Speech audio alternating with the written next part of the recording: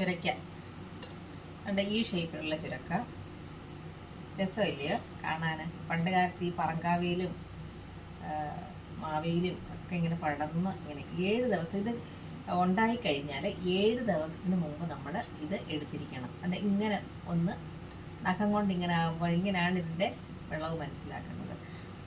അതിൽ കൂടുതൽ ദിവസമായി കഴിഞ്ഞാൽ ഇതിൻ്റെ തൊലിക്ക് കട്ടിക്കഴിഞ്ഞാൽ രസമില്ല. നമുക്ക് ഇന്ന് ഒരു അവിയലാണ് ഉണ്ടാക്കുന്നത്.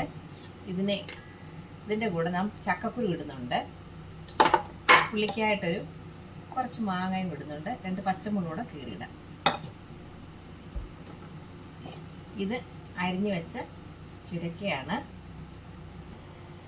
പച്ചമുളക്, മഞ്ഞൾപ്പൊടി, കുറച്ച് മുളക് പൊടി, ചക്കക്കുരു, മാങ്ങ, ചുരക്ക, കറിവേപ്പില, കുറച്ച് വെള്ളം കൂടെ വേവിക്കാൻ ആവശ്യം. ഒറ്റ വിസിൽ മതി. അവിയലിൻ്റെ കഷ്ണം നന്നായിട്ട് വെന്തിട്ടുണ്ട്. അരച്ചിട്ട് കൊടുക്കുക.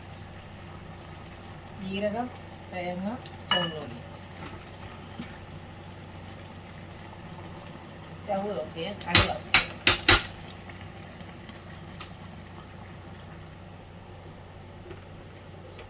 കടുവറുത്ത്